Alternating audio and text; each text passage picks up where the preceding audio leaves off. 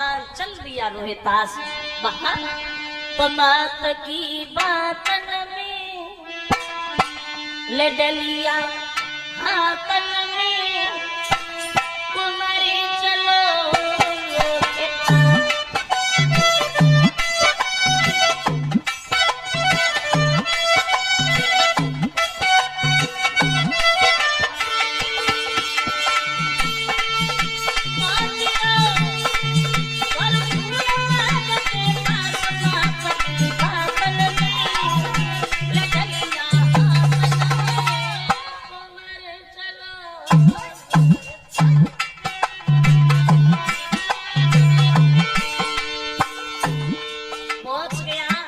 बगीचा में देखा कि बहुत सुंदर फूल खिला है। विश्वामित्र सर्प बन गए, उसी फुलवारी में जाके छुप गए। बड़े फूल एक खिला हुआ, अब सियर छुपा हुआ, लागे है मन में भारी आस।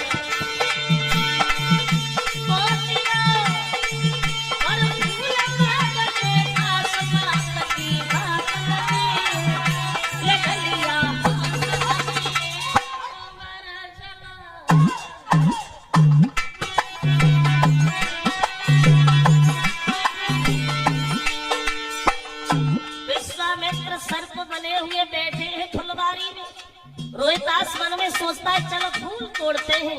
देखिए बेटा बेटा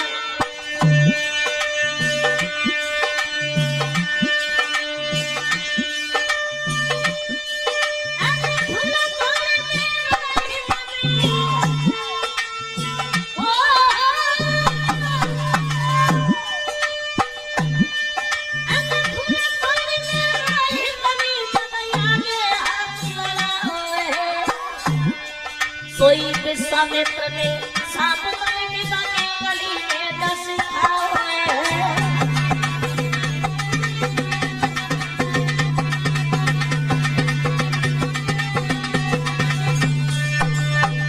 जो रोहितास ने आगे किया, विश्वामित्र ने सर्प बन करके रोहितास की उंगली में डस लिया। पछाड़ खा के रोहितास जमीन पे गिर गया। माँ मुझे कोई सर्प डस के चला गया। रो रहा है बगीचा में रोहितास। विश्वामित्र ने गांव में जाके आवाज लगाई, सुनिए गांव के लोगों, किसी का बड़ा सुंदर बालक था, रोजाना फूल तोड़ने जाता था, लेकिन आज जब वो गया उसे किसी सर्प ने डस लिया। जिस किसी सज्जन का हो वो बाग से उठा लाया। तारा भोजन बना रही थी, मन में सोचा मेरा लड़का ही गया था, कहीं हमारे बच्चे को तो नहीं डस लिया। जैसे ही चली तो ब्राह्मण सामने खड़ा हो गया। तारा भोजन अधूरा छोड़ दिया, कहाँ जा रही हो? कहने लगी महाराज मेरे बच्चे को कोई सर्प डस गया है, मैं अपने बच्चे के पास जा रही हूँ। ब्राह्मण चिल्लाने लगा डसी तो गया, अरे पर थोड़ी गया है, पहले भोजन बना उसके बाद जाओगी। भोजन बनाने लगी। भोजन बना के दोनों हाथ जोड़ के बोली प्रभु अब मैं जाऊं? बिल्कुल नहीं, भगवान का भोग भी तुझे लगाना है, उसके बाद जाओगी। भोग लगाने लगी। भोग लगा रही है, रोती भी जा रही है। तुलसीदास कहते हैं पराधीन सपने सुख नाई, और करे विचार देखो मन माई।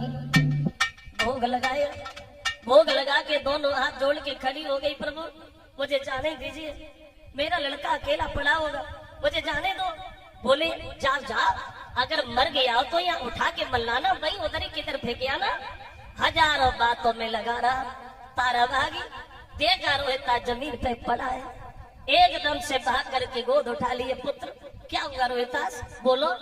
तो रोहितास कहने लगे मैया मुझे कोई सर्प डस के चला गया, अब मेरी जिंदगी ज्यादा देर की नहीं है मां, लेकिन तू रोना नहीं। तो तारा रोती हुई बोली बेटा मैं रो रही तो मैं करूं क्या, तेरे अलावा मेरा है ही कौन दुनिया में। रोहितास आंखें खोलो, आंखें खोलो और बोलो बेटा से दुखिया मैया को और तुम दिन पे छोड़ी जाते हो, और धर्म के मल्ला बन करके नैया मझधार डुबाते हो।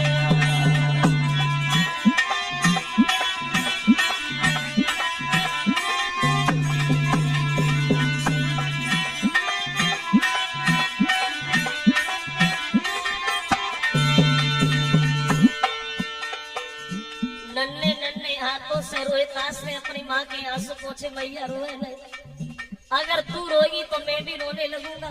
तो तारा बोली, पत से बिछुड़ना भाल लगाई, तेरी आस लगाई है। तू भी वो छोड़ी चलोगे, घरी को मरण ढुलाई है।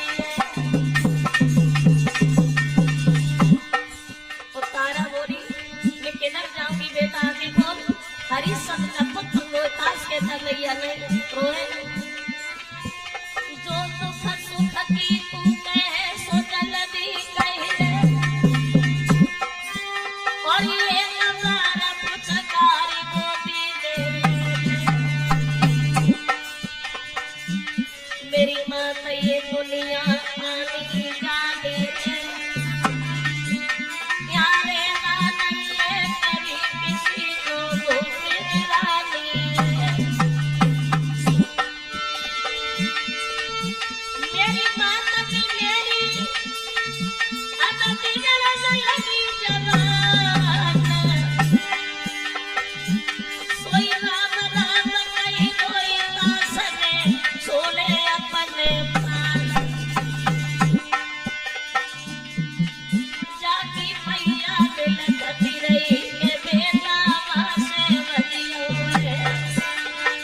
जागी मैया तड़पती रही के गोदी खाली पड़ियो है।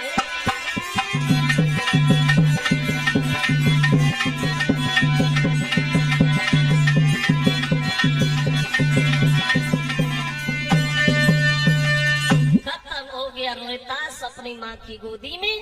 और जब रोहितास खत्म हो गया तो तारा पछाड़ खा के गिर गई। बेटा मैं कहाँ जाऊं? रो रही है अपने बच्चे की लाश के पास बैठ के वो दुखी माँ। तो बाकी मालिक ने आके समझाए, बहन रोए नहीं।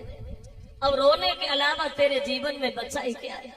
तेरे बच्चे को सर्प ने काटा है, जितनी जल्दी हो सके उतनी जल्दी अपने बच्चे का अंतिम संस्कार करो। देखो उस दुखिया माँ के पास इतना पैसा नहीं था जो अपने बच्चे की लाश ढकने के लिए कफन भी खरीद लेती। तारा रोने लगी, बोली बेटा जब तू पैदा हुआ था तो मैंने लाखों की दौलत यूं ही दान में दे दी, तो आज इतना भी नहीं है तो मैं तुझे ढकने के लिए कफन भी ले लूं। अब मैं क्या करूं?